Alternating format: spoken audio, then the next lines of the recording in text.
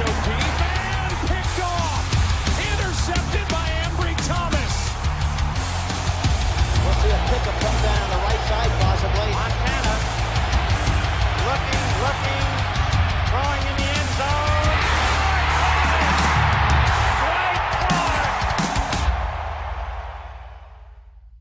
Bonjour, bonsoir et bienvenue dans ce 37e épisode du Facebook Podcast. Pour une fois, ça ne sera pas Elliot aux commentaires, mais moi. Et je suis accompagné ce soir pour cette émission spéciale draft que certaines personnes attendent.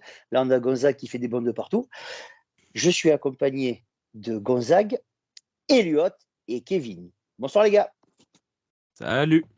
Salut Eloustic. Salut tout le monde. Alors, vous avez bien entendu, on va parler de draft. Donc, comme on va parler de draft, je me suis mis en retrait. Je vais juste passer des plats aux spécialistes draft. Ils sont 3 ce soir. Cette année à San Francisco. Ils sont 2,5. Ils sont 2,5, on va dire. 2,5. Mais bon, l'année dernière, je te rappelle que tu étais le seul à avoir trouvé un joueur qu'on a drafté. Donc, partant de là, moi, je te donne encore un point complet. Donc, cette année, nous, à San Francisco, on n'a pas de premier choix, premier tour ni de second tour. Donc, on va commencer à drafter à partir du 3e tour. Je vous rappelle rapidement le moment où on va drafter, en 99e, en 101e et en 102e. Après, on va encore attendre un long moment parce qu'on va drafter en 155e, en 164e, en 173e. Moi, à partir de là, je dormirai déjà. Mais après, on va encore drafter au 6e tour en 216e et au 7e en 222, 247, 253, 257. La quine est bonne. Bon, avant de parler de tous les joueurs de tous ces choix-là, j'aimerais savoir, les gars, ce que vous pensez des postes qu'on doit renforcer. Alors, je vais lancer quelqu'un qui d'habitude nous lance nous. Elliot, qu'est-ce que tu en penses ? Je pense qu'entre le niveau global de l'effectif, on sait très bien qu'on a un effectif extrêmement solide, sûrement l'un des meilleurs de NFL, et que du coup, on n'a pas tant de besoin que ça, même si de toute façon, je pense qu'on est tous d'accord pour se dire que les mecs qu'on récupérera ne seront probablement pas des titulaires jour 1 parce qu'on les récupère assez tard. Mis à part ça, moi je serais intéressé sur plusieurs postes. Le premier, c'est le poste de tackle, parce que même si certains d'entre vous avaient une confiance pas aveugle évidemment, mais quand même plutôt bonne envers Colton McKivitz, c'est pas forcément mon cas. Après, je pense pas qu'on aura le titulaire du futur forcément au 3e tour, mais j'aimerais quand même qu'on se penche là-dessus, rien que même pour potentiellement prendre un backup. Le poste de linebacker, derrière Greenlaw et Warner, même s'il y a pas mal de beaux noms, on va en reparler. À voir, on a comme projet Brendel sur le long terme. Potentiellement, après, les classiques de San Francisco, ça sera potentiellement du defensive end, peut-être un cornerback. Voilà, moi c'est sur ça que je me dirige sur les premiers choix en tout cas. Après pour la suite, on va sûrement prendre un running back au 3e tour parce que c'est un classique, mais on verra bien. Mais c'est sur ces postes-là que je me dirige en premier lieu. Ok. Et toi, Gonzague ? Écoute, Elliot a plutôt bien résumé sur le fait qu'en effet, qu'à l'exception du poste de right tackle, on va pas nécessairement chercher du titulaire, on va chercher plutôt à renforcer l'effectif au travers de la rotation. Moi, j'ai relevé évidemment le poste de right tackle, pour les mêmes raisons, je ne vais pas m'attarder davantage dessus que ce qu'a évoqué Elliot. Il y a 4 autres postes pour lesquels, pour moi, il faut renforcer parce qu'on manque de profondeur. Le premier, Elliot a commencé à le citer, c'est le poste d'inside linebacker. Derrière le départ d'Alshire n'a pas vraiment été compensé. N'en déplaise à Kevin, il va falloir se pencher sur la question du tight end en cas de blessure de Kittle. Est-ce que Ross Dwelley, le boss, est en mesure de pouvoir tenir une saison entière dans un poste de titulaire? J'en suis pas sûr. Et en plus de ça, il faudrait certainement voir si on peut pas chercher un tight end bloqueur. Et il se pose une question en termes de profondeur sur les postes de safety de manière générale, strong comme free, et le poste de cornerback sur les extérieurs.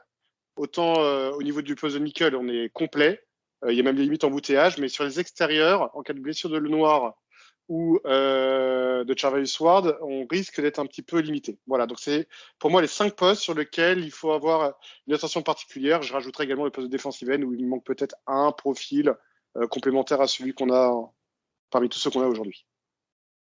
Ouais, je suis assez d'accord avec toi parce que tu viens de me rappeler que s'il y avait des blessés, on allait avoir Ambry Thomas comme titulaire, donc on va prendre des cornerbacks. Je suis entièrement d'accord avec toi. Et non, mais voilà.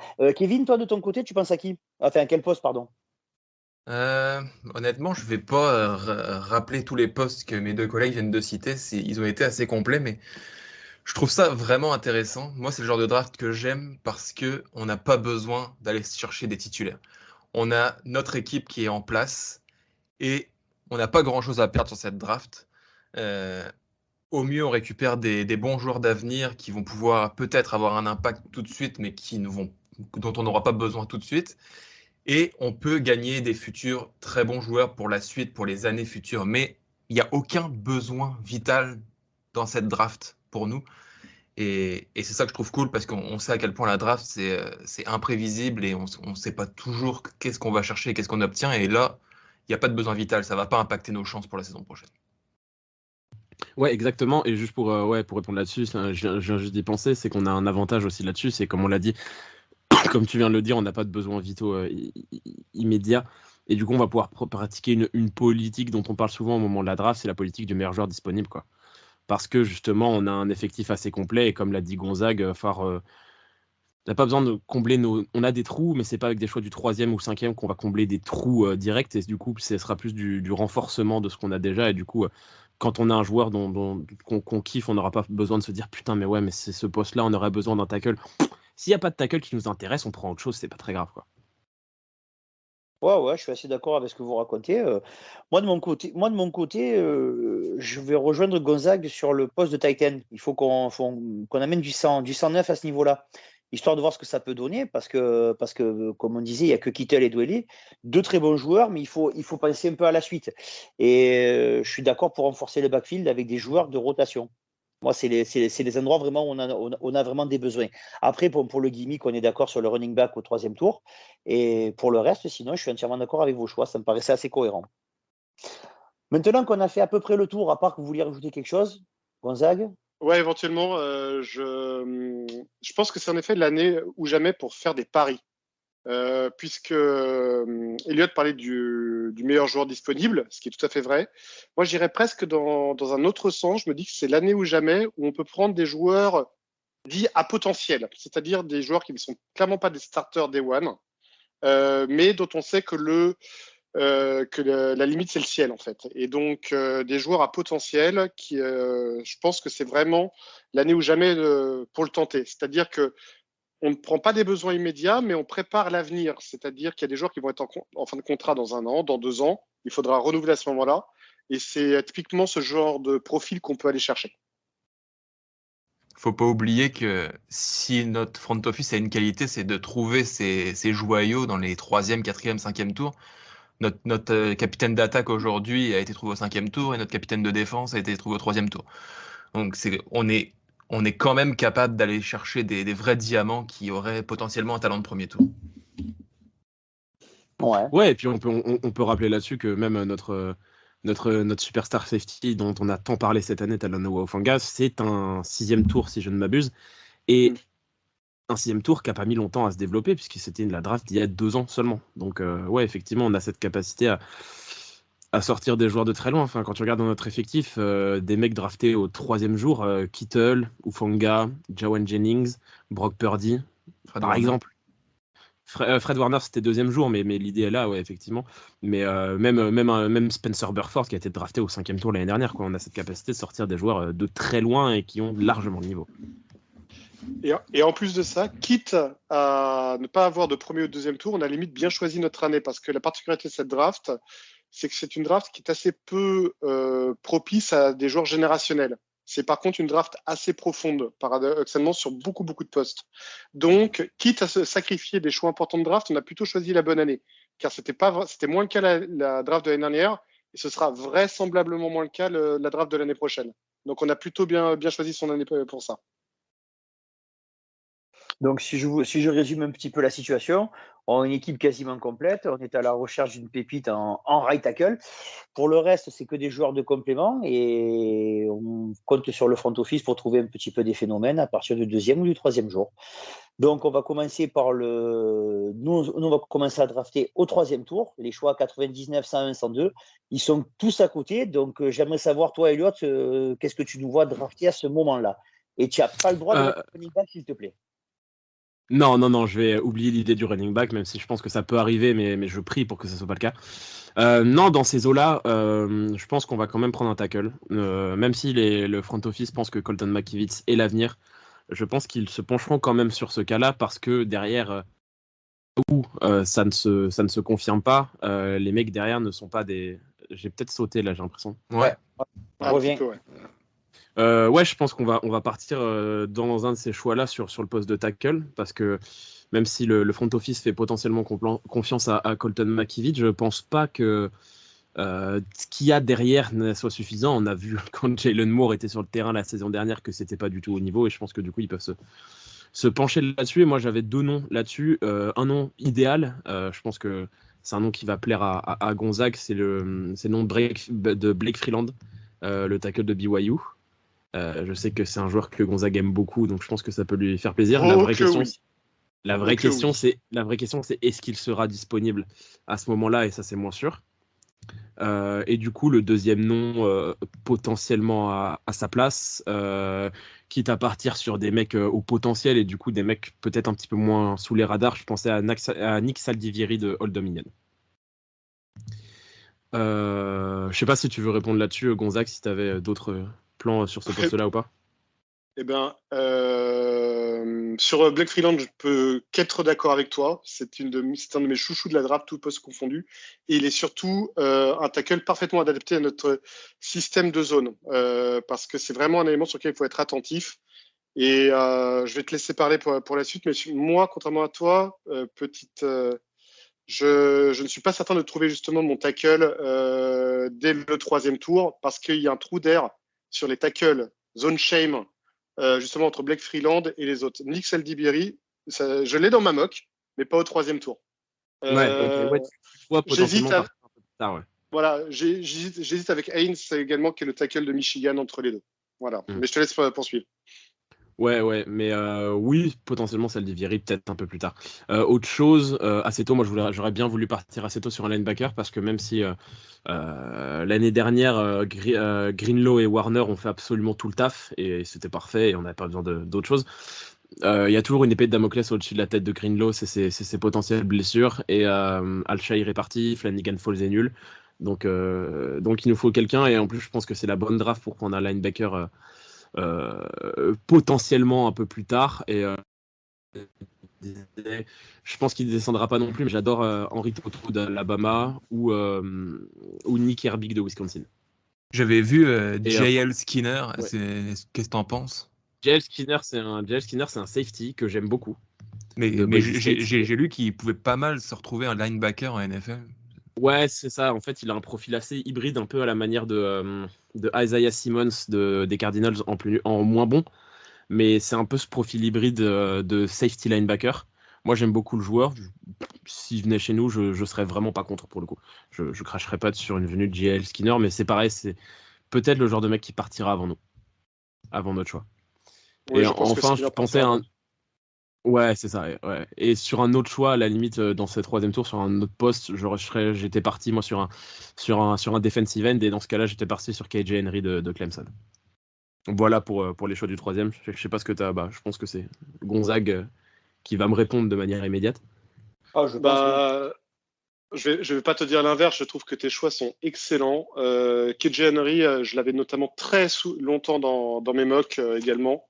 Au 3e tour, je trouve que en fin de 3e tour, c'est un choix idéal au poste de defensive end. Par contre, moi, j'ai pris un tournant complètement différent du tien. Car comme je l'ai un petit peu spoilé tout à l'heure, je n'ai pas trouvé mon compte au 3e tour au poste de tackle, puisque je pense partir plutôt au 5e tour, au tout début, avec une première choix de 5e tour, sur un tackle. Du coup, je suis parti sur un joueur que les 49ers ont déjà rencontré 2 fois et qui me plaît beaucoup. C'est que je prépare l'avenir derrière Tashon Gibson, et je pars sur Jamie Robinson, free safety de Florida State, avec mon choix 99. Car je prépare l'avenir avec un très bon joueur qui n'est pas encore 100% prêt, mais qui va beaucoup apprendre derrière Gibson. Et une fois que celui-ci prendra sa retraite à la fin de l'année, on va avoir un super free safety qui sera complètement prêt. Et j'aime beaucoup, beaucoup le joueur. Au choix 101, alors là, c'est un choix qui va être peut-être un peu polémique de par le profil du joueur. Je vais m'en expliquer. Je pars sur Keoblo Kelly, cornerback de Stanford, qui est plutôt pourtant un cornerback plutôt marqué en presse plutôt qu'en zone, mais qui, pour moi, a montré de belles choses en zone. Et on connaît l'amour qu'a John Lynch pour son ancienne université de Stanford, et on sait qu'il est toujours très, très à cheval sur le fait de bien étudier les joueurs de ce programme-là. Et j'aime beaucoup le joueur. Si on a l'occasion de le prendre, pour moi, il faut y aller, surtout que c'est un joueur qui va vraiment être amené à jouer que sur les côtés. Et au troisième tour, juste sur QB Kelly, moi j'aime beaucoup, je vois comme j'aime beaucoup Robinson, mais c'est vrai que QB Kelly, c'est un mec que j'avais dans mes mocks assez longtemps, et j'aime beaucoup le choix. Je pense que c'est en plus un choix qui va plaire à Loïc, puisque c'est un joueur de Stanford, et puis c'est un choix qui va plaire à Olivier, parce que Q-Blue, c'est un nom plutôt cool. Ouais, pour l'instant, c'est le seul qui m'a fait rêver, les gars. Et en choix 102, alors pareil, petit choix polémique, parce que beaucoup de personnes le voient plus tard, mais moi je le vois très haut, dans une classe de tight end qui est juste exceptionnelle cette année. Je pars sur un joueur qu'on a rencontré lors du Combine, qui est Davis Allen, tight end de Clemson, qui était la cible favorite du quarterback de Clemson, dont j'ai oublié le nom tellement il est imprononçable, qui s'est fait bencher d'ailleurs en cours d'année, et qui pour moi est un excellent tight end receveur, qui n'est pas mauvais en bloc non plus, mais qui est un très bon tight end receveur, et qui pour moi vaut largement une fin de troisième tour. Voilà. Donc je suis parti sur ces trois joueurs-là, et je viendrai au poste de tackle un peu plus tard. Je vois ce que tu veux dire sur Davis Allen. J'aime bien le joueur aussi. Par contre, moi, un peu comme toi pour Saldivieri, je me vois capable de le récupérer au 5. Je pense qu'il n'a pas une si grande cote que ça, parce que comme tu l'as dit, c'est une classe de tight end très profonde, et je pense qu'il a quand même beaucoup de mecs devant lui, et que les tight ends, c'est pas le truc le plus prisé, donc ça va un peu niquer un peu leur cote. Je partage complètement ton opinion, et j'ai pleinement conscience de faire un reach sur le joueur. Après, de toute façon, je pense que là, on est tous d'accord, en dehors de Gonzague et nous, Richie, mais si le mec se révèle comme un super bon joueur, c'est plus un Rich, tu vois. Donc, si on est convaincu, si les mecs du front office sont convaincus que ce mec-là peut avoir une valeur de mec du troisième tour dans l'avenir, ce sera jamais un Rich. Un Rich, ça ne marche que quand le mec confirme pas sur le terrain, quoi. Au final, c'est juste des paroles de draft, et puis au final, il n'y a que la vérité du terrain derrière. Donc, au final, si les mecs sont amoureux du joueur, ils partent dessus, et puis ils y réfléchissent pas plus longtemps. Ouais, Kevin, tu penses que tu as quelque chose à rajouter là-dessus? Tu as des idées des joueurs cachés? Moi, j'aime bien questionner nos deux collègues sur certains joueurs que je vois dans les mocks. Je suis tombé sur une mock qui nous faisait prendre en 102 un receveur qui s'appelle, je suis pas sûr de la prononciation, Keishon Boutti, je sais pas comment il s'appelle, de LSU. Keishon Boutti, ouais. Qui semble être un joueur assez rapide et athlétique comme l'aime Kyle Shanahan. Donc, je sais pas, est-ce qu'il vous est passé par la tête dans vos prédictions? Moi, il m'est pas passé par la tête, Keishon Boutti, pour plusieurs raisons. La première, c'est que si la draft avait eu lieu il y a un an, Keishon Boutti était dans le top 10. Voilà, tout simplement. Keishon Boutti à LSU a fait des choses absolument extraordinaires, est un receveur incroyable, mais un receveur dont la cote a complètement plongé ces 2 dernières saisons. Donc je pense que moi, l'idée m'est jamais passée par la tête, mais si on récupérait un mec comme Keishon Boutti, je serais pas foncièrement contre non plus. Je sais pas ce que Gonzague en pense là-dessus, mais moi je le trouve super fort, et je me dis, c'est toujours un peu ce truc avec les mecs qui ont eu des saisons absolument hors du commun à l'université et qui ont plongé un petit peu. J'imagine toujours qu'on peut les remonter. J'avais cet espoir avec Justin Ross la saison dernière. Résultat, il est chez les Chiefs au fond du placard. Mais je pense que Keishon Boutti est meilleur quand même que Justin Ross et pourrait avoir une belle carrière. Et petite question par rapport à ce joueur, tu disais sa cote elle a complètement plongé. Qu'est-ce qui s'est passé? C'est les performances ou parce que c'est personne? C'est là où je vais prendre la parole. Vas-y, Gonzague. C'est là où je vais prendre Ne t'énerve pas, Gonzague. On ne t'a pas oublié. Alors. Bon, c'est LSU, ça a été une racaille, on le sait. Voilà. Non, c'est pas Floride. J'allais pas dire ça de LSU, mais par contre, oui, le joueur est un joueur à problème. Moi, c'est clairement un énorme red flag sur ce joueur-là. Déjà, en effet, comme le dit très très bien Elliott, c'est un joueur qui a monté beaucoup de choses très vite et qui derrière n'a pas progressé. Il a même régressé. Et il y a eu des problèmes de comportement en dehors du terrain assez lourds. Et après, on a tous notre manière d'appréhender des joueurs, des prospects et autres. Moi, je suis très sensible à la question du comportement et à la maturité d'un joueur au moment d'aborder la vie professionnelle. Et moi, Boutti, c'est un vrai no-go pour moi, car c'est un talent gâché avant l'heure. Je ne crois pas du tout en ce joueur-là. Il va terminer comme, je le vois comme un profil à la Robin Foster ou à la Alden Smith. Je suis extrêmement sévère, mais c'est potentiellement un joueur de ce calibre-là sur le côté en dehors du football. Mais dans une draft où on peut tenter des paris et où on a un corps de receveurs où les 3 premiers spots sont déjà sécurisés pour la saison prochaine, je me dis qu'un joueur qui avait ce talent-là au départ, ça peut être intéressant d'essayer de relancer justement. Ouais, moi j'ai la même réflexion que toi là-dessus, Kevin. Et je pense que, après, oui, c'est vrai que Gonzague en général, les mecs à problème à gros problèmes en tout cas, ont plus de mal en NFL, mais il y a aussi des contre-exemples. Et l'exemple parfait, il est chez nous, il s'appelle Jawan Jennings. Exact. Qui était un joueur à problème à Tennessee et qui, au final, quand il est arrivé dans le monde professionnel, est complètement revenu dans le droit chemin et s'est complètement calmé. Donc, il y a toujours de l'espoir. Je vois les inquiétudes de Gonzague, mais en même temps, je vois aussi la réflexion de Kevin de se dire qu'il n'aura pas la pression de performer jour 1, quoi.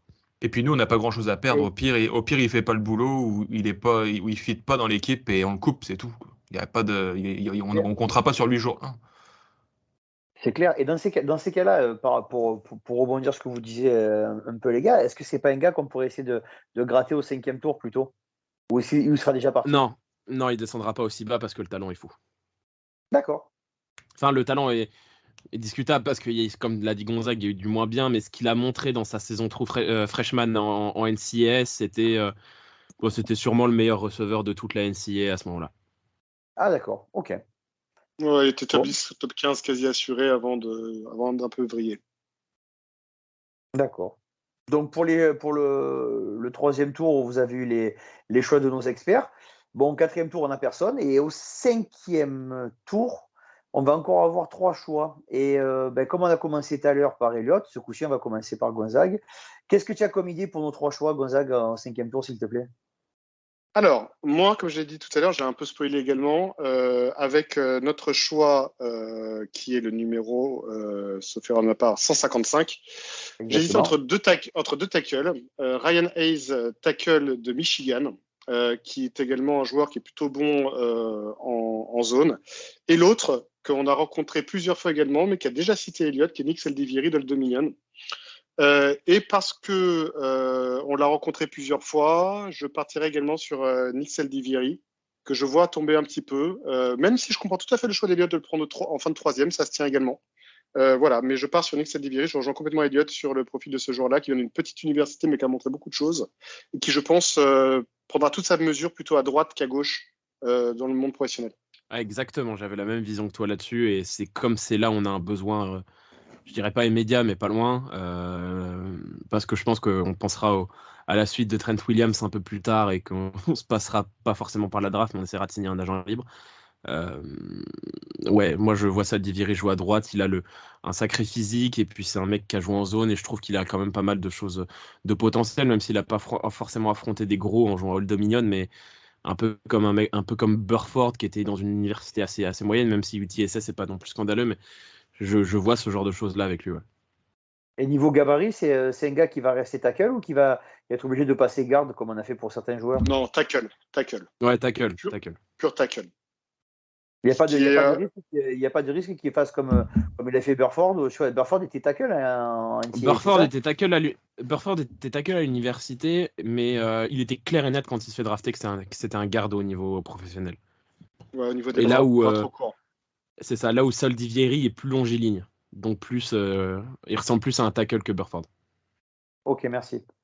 Eh bien, écoute, la liaison est parfaite, Olivier, bravo, puisque avec le choix 164, je pars sur un de mes chouchous de cette draft, un joueur que j'adore, que j'ai découvert cette année, que je ne connaissais pas du tout, que je tiens absolument à avoir chez nous, alors que c'est paradoxalement pas nécessairement un poste à besoin, mais on va parler d'un joueur qui a joué à peu près sur toute la ligne offensive, notamment tackle, mais qui aura un avenir de garde, et qui va certainement venir titiller un Spencer Burford justement pour vraiment pousser ce dernier dans ses retranchements. Je veux parler évidemment de Braden Daniels, garde de Utah, que j'adore, qui est un joueur extrêmement mobile, extrêmement rapide, très intelligent.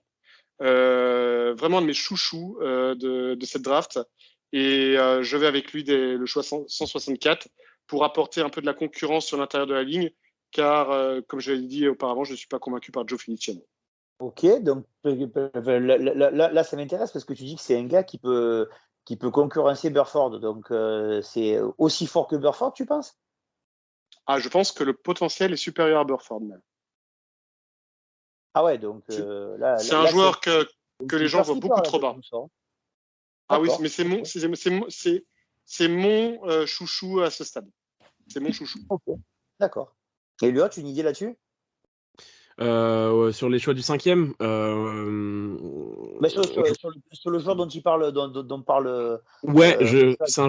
c'est un joueur que je connais moins bien, honnêtement, même si j'ai vu son nom passer de temps en temps. Donc là-dessus, je vais faire confiance à l'expertise de Gonzague. C'est vrai que tu l'as dit, Gonzague, c'est pas forcément un besoin numéro 1 parce que l'intérieur de notre ligne, et notamment le poste de garde, c'est quand même des joueurs assez jeunes. Donc on semble avoir un avenir assez tracé. Mais bon, s'il est aussi fort que tu as l'air de le décrire, c'est jamais une mauvaise addition, ça c'est sûr. Kevin, une idée? Non. Ok. Non, vous avez bien compris, messieurs, dames, que ce soir, je ne vais pas donner mon idée.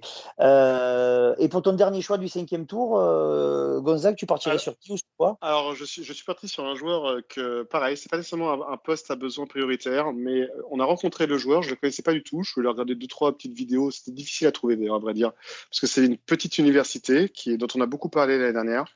Je suis parti sur un joueur un peu hybride, très rapide, qui ne déplairait pas d'ailleurs à Loïc, qui va venir compenser un peu notre corps de receveur. Je suis parti sur Demario Douglas, wide receiver de Liberty, qu'on a rencontré d'ailleurs au Combine et qui m'a fait plutôt bonne impression. Donc je suis parti sur ce joueur-là. Ok. Allez, Elliot, maintenant à toi de nous sortir tes choix du 5e tour. Je pense que tu as d'autres choix que ceux de Gonzague. Allez. Ouais, j'avais d'autres choix. Mon premier, c'était un tight end. J'étais très intéressé par le poste, évidemment. Je suis d'accord avec tout le monde pour dire que c'est un besoin. Moi, j'étais parti sur Cameron Latou de Alabama. Parce que, un peu de la manière de Davis Allen, je trouve que c'est un très bon receveur. Il manque un petit peu de skills en bloqueur, mais je sais pas, j'ai pas l'impression qu'on partirait là-dessus en tout cas.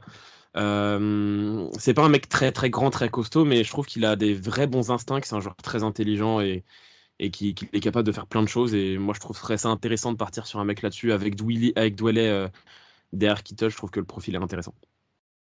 Et donc tu le classerais plus comme un tight end dans le style de qui de Dwelley ou parce que c'est pas trop un Kittle d'après ce que tu nous dis. Non, plus un Dwelley, ouais, plus un style de Dwelley, ouais. Ok, d'accord. Et son nom, c'est quoi, tu m'as dit? Cameron Latou. Latou? Ouais. LATU. Ok, d'accord. Ça peut m'intéresser, ça. Hawaïen. Un avis là-dessus, Gonzague, ou pas du tout?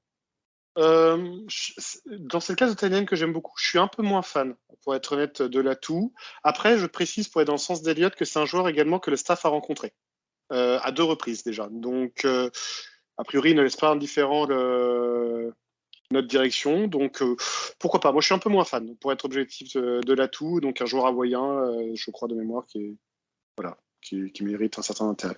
En tout cas, il est bien positionné. 5e tour, il est au bon endroit. Il a l'atout d'être bien positionné. Ah, merci. Ça, c'est oui. C'est pour ça, je savais que ça allait être un joueur pour Kevin, ça. Il va pouvoir nous en faire plein l'année prochaine au cas où. Elliot, vas-y, continue avec tes choix, s'il te plaît. Ouais, toujours en attaque. J'étais parti aussi sur un receveur. Derrière, moi, j'étais parti sur un de mes petits chouchous de cette draft. C'est Andrei Iosivas, le receveur de Princeton, qui est un joueur qui est assez particulier. C'est un pur athlète. C'est un mec qui fait de l'athlétisme, qui est rapide, etc., qui est quand même assez grand pour sa vitesse. Je trouve qu'il a trop été utilisé à Princeton comme un danger lointain, mais parce qu'en même temps, il est dans une petite université avec des adversaires un peu moyens, donc du coup, au final, il était tellement au-dessus athlétiquement qu'il pouvait faire la diff. Mais il a des vraies bonnes mains, un potentiel athlétique absolument dingue, et je trouve. Et il a surtout aussi ça a été remarqué par beaucoup de scouts. Il a surtout aussi une qualité qu'on adore à San Francisco, c'est qu'il est très fort pour les courses après réception. C'est une de ses grandes qualités. Et c'est pour ça que moi, c'est le genre de mec que je pourrais potentiellement voir chez nous. Et quand tu dis qu'il est grand pour un sprinter, c'est-à-dire en comparaison, on prend pour un gars comme moi, il est taillé comme Brandon Ayuk ou comme DK Metcalf? Ah, mais c'est un mec qui fait 1m90. D'accord. Ok, donc c'est un mec qui fait 1m90. Il fait 1m90, mais c'est pas non plus un mètre calf. Enfin, il doit faire un 90-95 kg. C'est quand même un beau bébé, tu vois. C'est pas DK, mais c'est un mec qui en impose. Il n'est pas grand et longiligne comme Jennings. Il n'est pas plus petit et costaud comme peut l'être Debo. Il est un peu entre les deux et c'est pour ça que je trouve ça intéressant.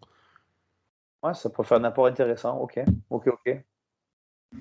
Et ton troisième choix? Et mon troisième, j'étais parti sur un corner. Là, à ce niveau-là, j'aime bien l'idée de Kubuk Lily, mais au 5e, il sera plus disponible. Et du coup, j'étais parti sur Reshjon Wright de Oregon State. Son frangin joue chez les Cowboys. Donc ça pourrait être marrant d'avoir une rencontre entre les deux. Qui est un mec qui est intéressant. S'il y en a qui suivent un petit peu Last Chance You, vous avez dû voir Reshjon Wright dans la saison 5 en Californie, puisqu'il était dans le Community College qui était suivi. Si ça vous intéresse un petit peu dans son profil, vous prenez Charvarius Ward et voilà. Dans le style, c'est un copier-coller de Charvarius Ward. Voilà. Donc ça peut être un petit peu un défaut dans le sens où on n'a pas forcément envie d'avoir 2 fois les mêmes mecs, mais en même temps, pour apprendre d'un mec comme Ward, avoir les mêmes qualités que lui, ça peut être aussi très intéressant. Et c'est un joueur fini ou c'est encore à polir? C'est encore à polir, mais de toute façon, généralement, quand tu arrives à des mecs du 5e tour, c'est souvent des mecs qui sont encore à polir. Et lui, c'est un joueur encore à polir, et du coup, ça sera pas un mec qui... il aura du temps de jeu en équipe spéciale, mais c'est pas un mec où il faut s'attendre qu'en semaine 4, il soit titulaire, quoi. Ok. Kevin, une idée là-dessus? Moi, je pense que ça va être le moment où on va drafter notre cher running back. C'est possible. J'y ai beaucoup pensé aussi. C'est fort possible. Et je vais vous donner un nom qui s'appelle Dwayne McBride, qui semble être un joueur qui a été assez productif. C'est 120 yards à 10 de ses 11 matchs la saison dernière. C'est un profil à la Tyler Algier un petit peu. Donc, j'aime bien les mecs costauds comme ça. Après, petite université quand même. Petite université, mais productif dans sa petite université. Donc pourquoi pas à ce moment-là de la draft. Donc voilà, c'est mon petit pronostic. Non, ça me plaît. Mais après, je pense pas qu'on ait besoin d'un running back, mais comme dans l'idée, on va forcément en prendre un. Autant prendre un mec. S'il est bien costaud, autant prendre un mec qui a un profil différent des McCaffrey, etc.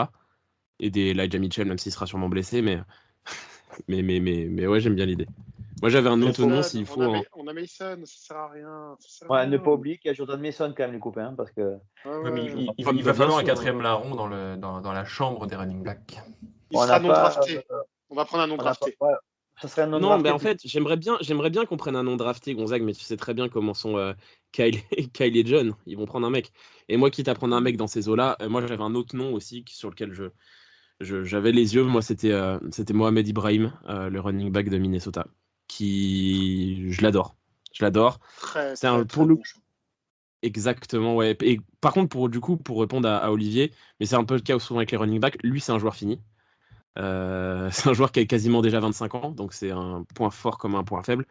C'est-à-dire qu'il est prêt à jouer, mais il n'a pas 15 ans devant lui, quoi. Mais en même temps, quand tu prends un running back, c'est la chair à canon, donc. Oui, exactement. Il a eu quelques blessures, etc. Et style de joueur, ça serait quoi? Physique, puissant, rapide? Surpuissant, Mohamed Ibrahim. Ouais. Mais par contre, là où je trouve très intéressant le choix d'Eliott sur ce running back-là, c'est que je vous invite à regarder les matchs de Minnesota et de vous focaliser sur les courses plein centre de Mohamed Ibrahim et de regarder notamment le centre qui va certainement être pris fin de premier tour, milieu de deuxième tour plus tard, qui est John Michael Schmitz, qui pour le coup est un pur centre de zone. Et vous allez voir comment Smith se déplace pour faire passer Ibrahim. C'est typiquement un jeu de chez nous. Une course plein centre pour le coup, un running back surpuissant, mais avec une ligne offensive de zone qui est très intéressante à regarder du côté de Minnesota. Un bon nord-sud comme les aime Olivier. Ok, d'accord. Et moi, j'en ai pas besoin, parce que moi, je suis Jordan Mason qui joue, donc. Mais bien sûr, mais moi, dans l'idée, j'adore Mohamed Ibrahim, mais dans l'idée, idéalement, on le prend pas, mais je sais que Shanahan et Lynch aiment bien prendre des running backs, c'est pour ça que je balançais ce nom. Sinon, moi, dans dans ma mock idéale, on prend pas de running back non plus et on trouve une petite pépite comme on a fait avec Mason en undrafted. Ah bah, de toute façon, en plus, Mohamed Ibrahim, c'est un profil à la Mason. Hein. C'est un bourrin. Il va très vite. Mais c'est plutôt, c'est pas du tout un profil à la McCaffrey. Oui, dans le style de joueur, parce que bon, là, on est un peu sur les running backs, je vais en profiter un petit peu. Et dans le style de joueur double menace, capable de courir et de récupérer des ballons, joueur intelligent, vous avez pas regardé, vous les spécialistes, il y a un running back qui pourrait être un baby McCaffrey. J'entends bien un baby McCaffrey en devenir. Il y a rien comme ça qui est potentiellement trouvable. Le seul que je vois moi vraiment dans ce profil, il est hors d'atteinte puisque c'est Jahmyr Gibbs et qui sera pris dans les 2 premiers tours. Ouais, il y a Jahmyr Gibbs. Alors après, tu as des joueurs un peu double profil. Il y a Elijah Higgins, receveur de Stanford, qui lui est plus un profil tight end receveur, un peu entre les deux, mais en mode running back. C'est dommage, je n'avais pas préparé la chose pour l'émission. J'aurais pu trouver un ou 2 joueurs, mais là, comme ça, tout de suite, il n'y en a pas qui me vient en tête à ce stade de la draft. Ok. Désolé pour la question piège. Non, il n'y a pas de question piège, mais par exemple, tout à l'heure, je te parlais de mon receveur Demario Douglas. Je ne serais pas surpris qu'un Demario Douglas puisse être appelé sur des jeux à la Samuel où il puisse être amené à courir également de son côté. Il a un petit côté speedster, Demario Douglas. Donc, il pourrait faire des jeux dans le style de Samuel. Mais par contre, il va manquer clairement de puissance. Et juste petite question, les gars, parce que là, sur les 2 tours dont on a parlé, le 3e et le 5e, les joueurs dont vous avez parlé, hormis ton chouchou Gonzague, il y en a combien qui seraient aptes à apporter quelque chose dès cette année? En fait, ça dépend un peu des postes qu'on l'attend. Je trouve que les mecs de ligne, on a moins l'occasion de les voir sur le terrain. Un receveur ou un corner, notamment un receveur, on pourra avoir l'occasion de les voir sur quelques jeux de temps en temps. Un linebacker aussi, pourquoi pas. Donc en fait, ça dépendra des postes, quoi. Parce que la ligne offensive, quand t'as pas de blessé, les mecs rentrent pas au final. Donc je pense que on peut s'attendre en fait à ce que tous les mecs des 5 premiers tours puissent avoir un impact, mais l'idéal c'est qu'ils n'en aient pas parce que les mecs devant eux soient au niveau, quoi. Ok. C'est ça. Ah. Quoi qu'à la rigueur, le tackle Salieri dont on a parlé, Elliot et moi, est un joueur mature. Hein. Il peut concourir, je pense, dès sa première année face à Colton McKivitz dans une concurrence saine. Oui, Kevin. Je reviens un peu sur le poste de tight end dont on parlait tout à l'heure. Qu'est-ce qu'on pense d'un Ben Sims ou d'un Josh Whyle? Si vous les avez dans votre board, évidemment. C'est 2 bons tight ends, mais par contre, chez moi, ils sont placés mais jamais gagnants. J'ai d'autres tight ends avant eux. Il y en a même peut-être un dont on va parler un peu plus tard, qui a davantage ma préférence dans un autre profil. Mais voilà, c'est 2 bons tight ends, mais pour moi, ils ne sont pas gagnants chez moi. Pas dans mon board, en tout cas. Moi non plus. Ben Sims, moi je le vois beaucoup plus bas. Si on prend un mec comme Ben Sims, ce serait plus dans 6e, 7e tour. Josh Whyle, par contre, ce serait plus dans les eaux du 5e, et j'hésitais un peu entre lui et Cameron Latou. Ils ont un peu des profils plus ou moins similaires. Josh Whyle est plus grand, mais c'est un pur tight end receiver, par contre. C'est pas un bon bloqueur. Je préfère même Latou. Vous êtes lancé, balancez votre choix pour le 6e tour, les gars, vu que vous êtes en train de savoir, c'est pas un moi, alors, je vais laisser Gonzague là-dessus parce que moi, à ce niveau-là, j'ai pas fait des choix par choix. Moi, j'ai plus une pelletée de joueurs que j'aime bien, donc je vais laisser Gonzague faire ses choix, et puis moi, j'interviendrai et puis je balancerai des joueurs par-ci par-là, quoi. Ok, de toute façon, Gonzague, on va faire ça. Hein.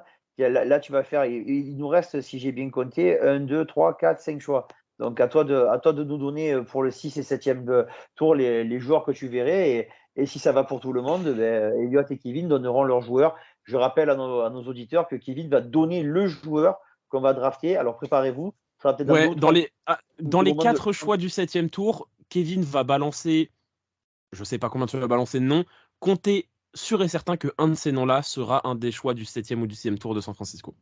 Allez, Gonzague, à toi. Ok. Avec le choix 216 du 6e tour de la draft, je pars sur Cam Jones, inside linebacker d'Indiana. Comme l'a très bien dit en effet Elliot, il nous manque de la profondeur. Ce que j'aime chez Cam Jones, alors on parle vraiment maintenant de joueurs à potentiel. On est à partir du 6e tour sur des joueurs qui ne sont même pas certains de fouler un jour une pelouse NFL. Et ce que j'aime chez Cam Jones, c'est que c'est un profil un peu hybride. C'est un linebacker moderne qui sait aussi bien défendre la course que la passe. Il va être plus dans le style d'un Fred Warner qu'un Dre Greenlaw. Il a moins ce côté foufou. Mais par contre, c'est un linebacker qui sait être patient et qui, lorsqu'il a bien ciblé notamment le porteur du ballon à la course, c'est parfaitement accéléré. Donc, c'est un joueur à qui j'aimerais bien donner sa chance pour concourir au poste qu'avait Al-Shehir, c'est-à-dire le côté un peu remplaçant. Et surtout, il pourrait concourir en équipe spéciale. Donc, pour moi, c'est pas con. Donc, je passe directement au 7e tour. Donc, si je reprends tes propos, avec le choix 222, je pars sur le joueur que nous avons le plus rencontré durant le process draft, puisque nous l'avons déjà rencontré 3 fois. Nous l'avons vu au Combine, on est allé à son Pro Day, et il est venu visiter nos installations. Je pars sur un tight end complètement différent que celui de tout à l'heure, puisque je parle d'un tight end principalement bloqueur. Je pars sur Braden Willis, tight end d'Oklahoma, qui, à mon sens, pourrait apporter quelque chose de différent et qui semble avoir un intérêt très prononcé du board des Niners. Si c'est une small screen, elle est sacrément bien dessinée, parce qu'il est quand même venu nous voir 3 fois dans des process différents. Donc, et c'est un très bon joueur en plus. Donc, au 7e tour, il est à sa place et ce serait un bon choix. Avec le choix 247, je l'ai dit et redit, je ne suis pas convaincu par le poste de kicker. Par un Zane Gonzalez qui a montré du bon et du moins bon tout au long de sa carrière. C'est pour ça que je veux le mettre en concurrence avec un autre kicker, un seul fera le roster, mais au moins il y a une concurrence qui est saine. J'hésite entre les 2 meilleurs kickers de cette draft, à savoir Jake Moody et Anders Carlson. Moody qui de mémoire joue à Michigan et Carlson à Auburn. Et je vais partir sans vraiment de préférence ni pour l'un ni sur l'autre sur le premier qu'on a rencontré. Je pars donc sur Anders Carlson, kicker de Auburn. Je serais parti sur Moody, moi. Voilà, mais oui, alors c'est vraiment histoire de créer le débat parce que on compare vraiment 2 joueurs que je mets vraiment sur le même niveau. Donc je suis content que toi tu préfères l'autre. Voilà, c'est vraiment le même niveau pour moi. Donc l'un ou l'autre m'irait très bien pour concourir. Après, donc avec le choix 253, je suis parti sur un defensive end que je trouve pas inintéressant. Certains le voient comme non drafté, moi je le vois en fin de 7e tour, il sera parfaitement à sa place. Un defensive end capable de jouer sur tous les fronts, aussi bien strong side que weak. Je pars sur Yazir Abdullah, defensive end de Louisville. Et avec le choix 255, je comble le poste cette fois de strong safety après avoir compensé celui de free safety au 3e tour. Et je pars sur un joueur qu'on a rencontré à son Pro Day. Je pars sur John Torchio, strong safety de Wisconsin, qui est à la fois un très bon strong et un excellent joueur d'équipe spéciale également. Voilà. Ok, t'as fait un tour un peu assez complet. Moi, la question que je me posais pour le Titan, dont j'ai oublié le nom, tu disais c'est un style, un bloqueur, on se rapproche d'une version light de Kittle ou c'est encore autre chose? Non, c'est plus proche du tight end dont j'ai oublié le nom de Georgia qu'on avait, qui s'est pas bloqué alors qu'il était soi-disant bon bloqueur. Comment il s'appelait déjà? Notre tight end. Charlie Warner. Voilà, on est plus sur ce profil-là. Ça va être un excellent tackle. Il sait réceptionner, attention, mais c'est pas là-dessus qu'on va l'attendre. C'est Okay. plus dans un profil c'est dans un profil bloqueur cette fois. J'ai vraiment pris 2 tight ends très différents. Ouais, moi je suis plutôt d'accord là-dessus. Moi j'avais un autre nom que Braden Willis, même si le choix me convient absolument parfaitement, mais un peu dans le même profil bloqueur. Moi j'avais Leonard Taylor de Cincinnati, qui est à peu près le même profil. Oui. Très bon choix. Très J'avais un peu ce profil-là. Après, comme autre joueur, moi il y a un joueur que j'aime beaucoup, mais c'est un peu bizarre parce qu'il convient pas forcément à notre système, c'est Ivan Cincinnati aussi, c'est Ivan Pace Jr., mais qui est plus un outside linebacker là où on joue en 4-3, donc c'est pas forcément très réaliste. Et ensuite d'autres joueurs comme ça que je balance pêle-mêle que j'aime bien et qu'on pourrait potentiellement avoir loin. J'ai plus leur nom, faut que je les retrouve comblés si vous voulez en attendant. Ivan Pace Jr., très sincèrement, s'il part au-delà du 3e tour, je serais quand même très surpris. Ouais, mais je l'ai vu pas mal descendre dans certaines mocks assez récentes, donc c'est pour ça que c'est dur. Moi, j'aime beaucoup. C'est sévère, c'est très sévère parce que c'est là pour le coup, c'est la définition de la bombe. Ce mec, c'est un joueur que adorait Olivier, puisque c'est quelqu'un qui met une intensité improbable. Surtout que c'est un linebacker qui est assez rigolo parce qu'il est complètement en dessous des standards physiques. Ouais, il est qu'on petit, trouve il est tout au petit. poste inside linebacker, et il compense par une animosité, je pense que le terme est adéquat, sur le terrain. On a l'impression qu'il va attraper à la jugulaire et mordre à la jugulaire le porteur du ballon en face. C'est très sympa à avoir joué. Ça y est, C'est très sympa à regarder. C'est bon, vous m'avez vendu. C'est une intensité de dingue. On lui a vendu, ça y est. C'est bon, je veux. Mais là où je rejoins un peu Elliot, alors moi je le vois pas nécessairement comme un outside dans une 3-4, je le vois pas du tout là-dessus. Moi je le vois plutôt comme un weak side linebacker dans une 4-3. Oui, non, Ça, moi je le voyais clairement plus pas. dans une 4-3, mais le problème c'est que nous on utilise une 4-3 mais un peu modifiée dans le sens où Ouais. on joue en fait une 4-3 mais avec deux linebackers centraux, quoi. Non, mais surtout, alors là pour le coup, il n'est pas du tout complémentaire à un Dre Greenlaw. Qu'il Non. vienne compenser Dre Greenlaw, oui, mais il n'est pas du tout complémentaire pour le coup. Non, Mais, c'est un peu des jumeaux dans le style de jeu. Exactement. C'est vraiment le même style. Hein. C'est la torpille. Donc, je ne sais pas si tu as retrouvé tes autres joueurs entre-temps. Non, mais je fais ça un petit peu pêle-mêle, je vous l'avoue. Il y a un mec que j'aime bien. D'ailleurs, je voulais demander, avant d'en parler, à Olivier comment il prend le fait qu'on ait complètement effacé le nom d'Olusegun Oluwatimi de nos mocks. J'étais prévenu à l'avance, donc je m'en suis remis. Mais bon, comme on avait re-signé Brendel, je savais qu'on n'aurait pas ce Olusegun, mais moi, rien que pour le nom, si on peut le signer, je suis pour. C'est un pur centre pour le coup, et il partira fin de 3e tour au mieux, donc il n'y a plus de raison de le prendre. Par contre, Ababouk Baldonado est en train de descendre dans les charts des scouts. Super nom, ça bouge pas. Et Ababouk Baldonado, donc de Pittsburgh, pourrait vraiment désormais partir sur un 5e, 6e tour. Et là, pour le coup, c'est un excellent defensive end, expert contre la course, qui a parfois du mal à se débloquer des blocs. C'est un peu ce que je lui reproche. Mais par contre, c'est un redoutable chasseur à la course au poste de defensive end. Vraiment dans le style d'Omeniou. Vraiment un très bon joueur. Ababouk. Ababouk Baldonado, oui, monsieur. Ababouk, moi je note ça, je note et je me mets ça de côté, ça me plaît beaucoup. Ouais, moi j'en ai un avec un nom un poil moins fun à l'intérieur de la ligne, entre centre et garde, même si je pense qu'il est plus vu comme un centre. C'est Jake Andrews de Troy. Je trouve qu'il a un style de jeu qui pourrait nous convenir. Il n'est pas forcément très puissant ou quoi que ce soit, mais il est assez intelligent, il sait ce qu'il fait, il conviendrait, je trouve, à notre système de zone et puis même potentiellement, pourquoi pas en backup. Et puis je pense que c'est à peu près tout. Maintenant, je pense qu'on peut laisser, parce que je vois que Kevin, je sais pas si tu as pris tes notes, si tu es prêt à balancer tes pronos. J'ai 4 noms à vous proposer. Alors, C'est le moment vraiment de prendre ses écouteurs et de prendre un crayon.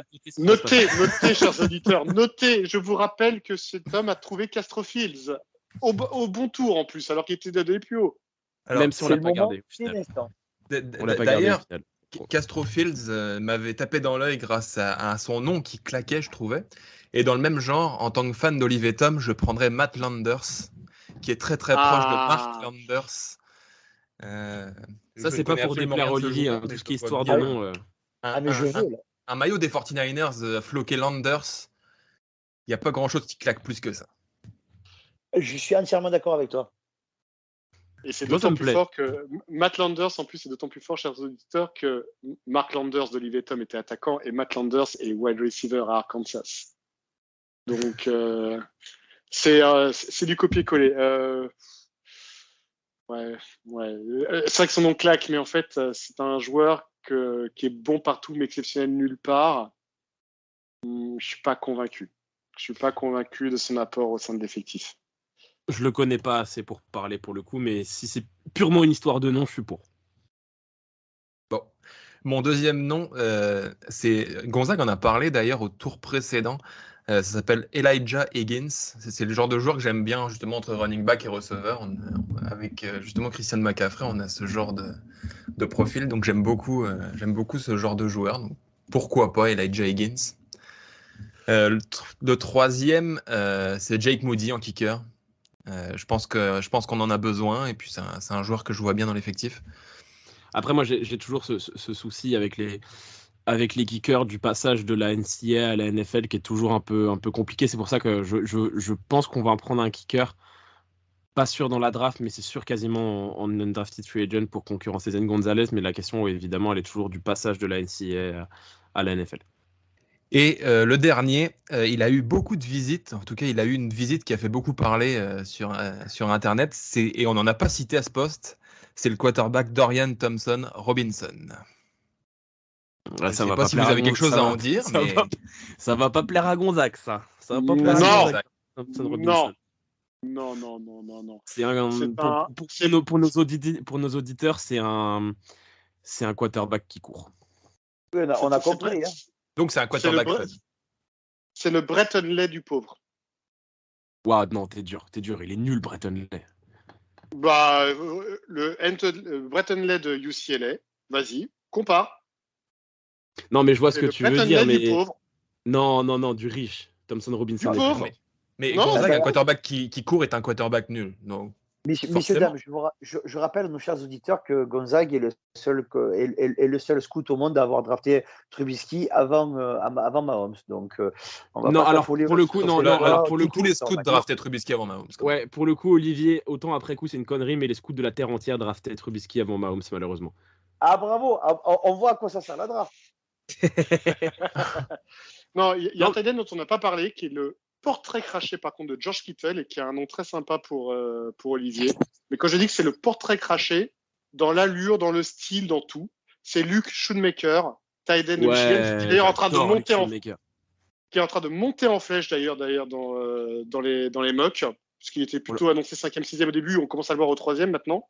Et là pour le coup, c'est un copier-coller. Vous regardez George Kittle à Iowa et vous regardez Luke Schoonmaker à Michigan, vous échangez les maillots, c'est le même. C'est le même. C'est la même allure, le même gabarit. J'adore Luke Schoonmaker, mais on l'aura jamais.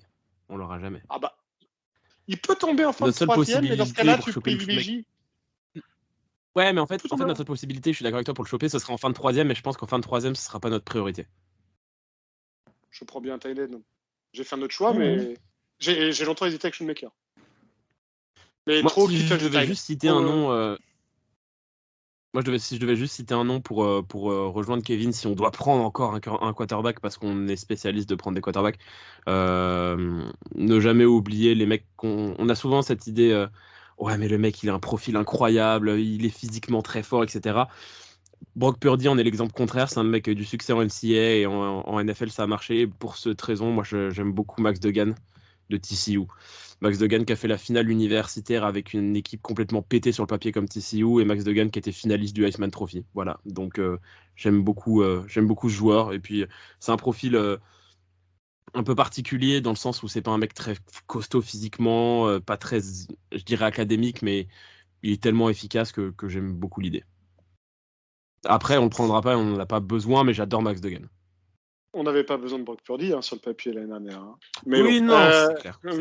Mais non, ce que j'aime beaucoup dans l'histoire de Max Duggan, c'est que moi j'ai une vision un peu différente de la tienne, mais qui paradoxalement va la rejoindre à l'arrivée. C'est que je trouve qu'il est nul. Il est nul, techniquement parlant, mais il compense avec une volonté de faire, mais une volonté de gagner. Pas dingue, ouais. Ah non, mais ce mec-là, tu vis et tu meurs pour lui sur le terrain. C'est ces gars également comme le quarterback, on pourrait en parler de Georgia et tout ça, c'est dire c'est des mecs, ils ont rien de plus que les autres. Voilà, ils ont rien de plus que les autres. Ils ont pas ce truc, mais ils compensent par une volonté de faire. C'est vraiment, ils ont la mentalité. C'est exactement ce que j'allais dire, Kevin. Je vous ai vu arriver, les gars. Je vous ai vu arriver. Cher auditeur, je me calme, je ne répondrai pas à ces attaques gratuites face à notre quarterback chéri. Ex-quarterback. C'est plus notre quarterback. En parlant du quarterback de Georgia, c'est jouable qu'il tombe si bas ou pas du tout? Ah, complètement. Il est entre 7e tour et non drafté. Je pense qu'il y a peut-être des mecs qui seront complètement tarés et qui prendront au 5e, tu vois, mais j'y crois pas trop. Ouais, ce serait plus entre 7e et non drafté. Et c'est jouable, ça serait un joueur intéressant pour nous, pas du tout? Non, en fait, sur le coup, on n'en a pas besoin. Il est plus vieux que Purdy et que Trey Lance. Il a gagné en NCAA, mais moi, je suis pas forcément très, très, très chaud. Il est fort, hein. Bennett est un très bon joueur de football, mais j'ai du mal à le voir en NFL. Parce Et là, que Purdy, déjà, Purdy n'est pas très costaud physiquement, mais alors Stenson Bennett, physiquement, il a rien. Physiquement, c'est monsieur tout le monde. c'est le quarterback gestionnaire par excellence que détesterait un Kevin ou un Loïc. En fait, c'est ça. C'est que c'est un quarterback gestionnaire avec le physique de Kyler Murray. Kevin, qu'est-ce que tu en penses de tout ça, toi? Ouais, sans commentaire. Moi, j'ai une question pour vous, les amis. Si on devait finalement échanger Trey Lance, ce serait pour aller chercher quel joueur au premier ou au deuxième tour? Compliqué. Moi, je suis encore sur le même principe qu'on a dit au début, à savoir le meilleur joueur disponible dans ce qui pourrait nous intéresser évidemment, mais je resterai sur du meilleur joueur disponible parce que c'est pas ce dont on a besoin. Après, ça dépendrait si on a un premier ou un deuxième, ça change tout parce que c'est le gros nom qui sort, c'est Tennessee. Et Tennessee, c'est 11e, je crois, ou 12e.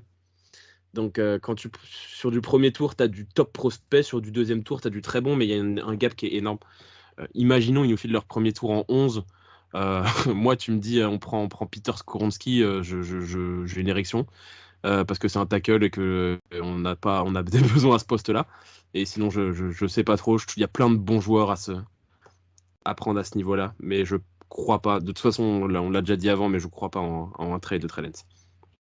Je n'y crois pas non plus. Et là où Elliott a complètement raison, c'est qu'il est très difficile d'estimer sa valeur réelle aujourd'hui.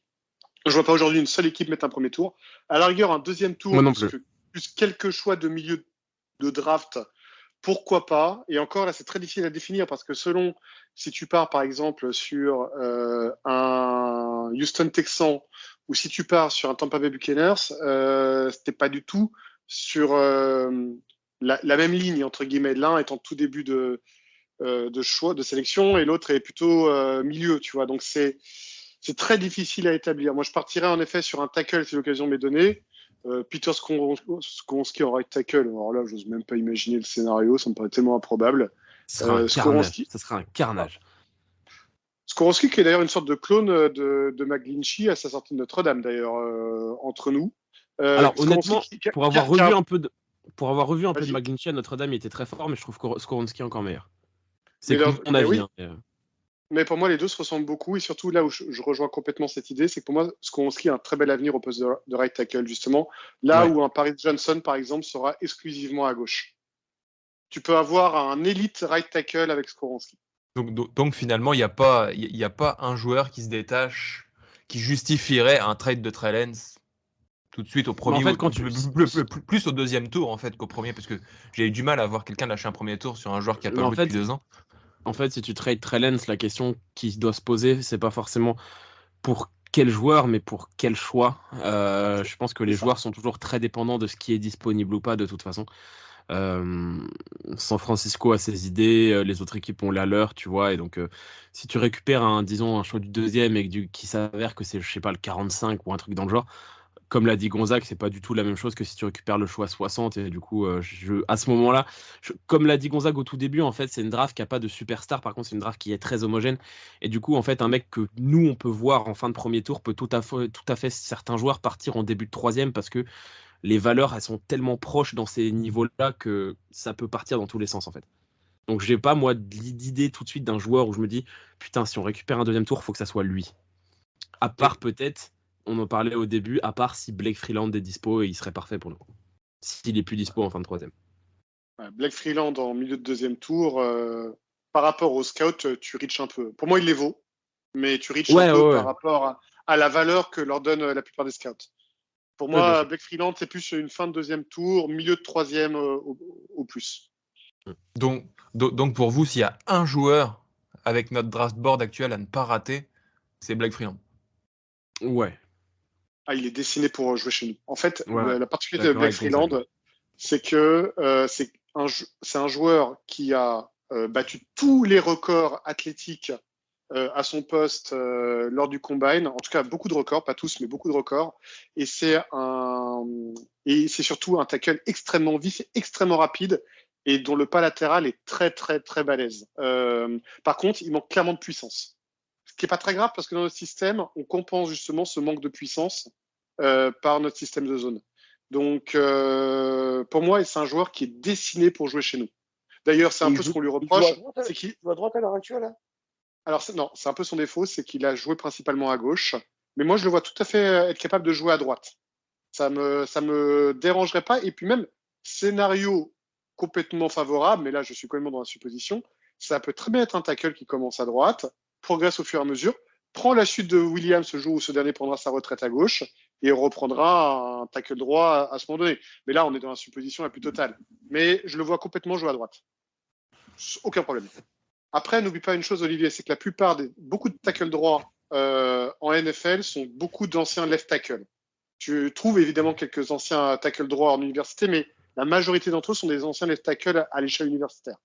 Mais la raison là-dessus, de toute façon, elle est très simple, c'est qu'on a toujours l'idée de mettre le meilleur joueur possible à gauche, et les mecs dans leur université, c'était les meilleurs. S'ils se retrouvent en NFL, c'est qu'à l'université, c'était les meilleurs, à part exemple contraire de Alabama ou de Georgia, qui ont de toute façon des joueurs NFL sur toute la ligne.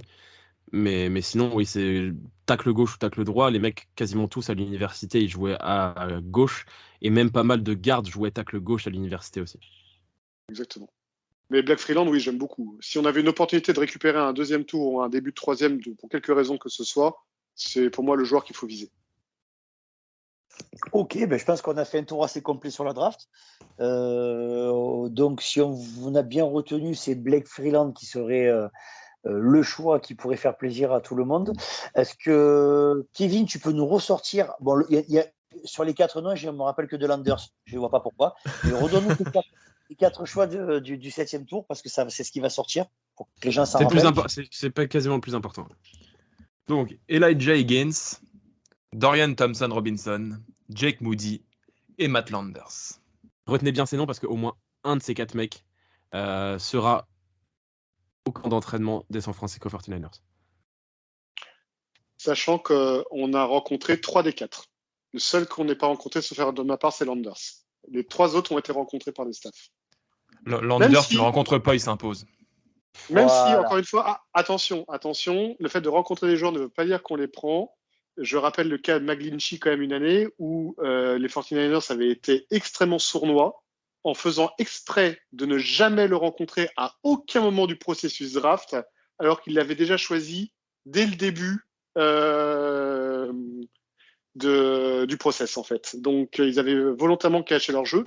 Donc voilà, rencontrer ne veut pas dire que l'intérêt se confirme. Et dans tous les cas de figure, c'est souvent quand même un petit indicateur.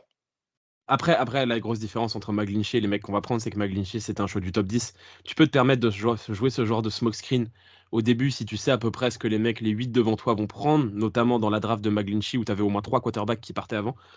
Là, quand tu prends en fin de 3e tour, tu sais jamais s'il n'y a pas une équipe qui va péter un câble et le prendre au début du 3e. Donc c'est plus compliqué de jouer les smokescreens à ce niveau-là. C'est vrai, bravo, c'est vrai. Ouais. Bon, je pense les gars qu'on a fait un tour complet. On va pouvoir se quitter en espérant que tout le monde ait passé un bon moment.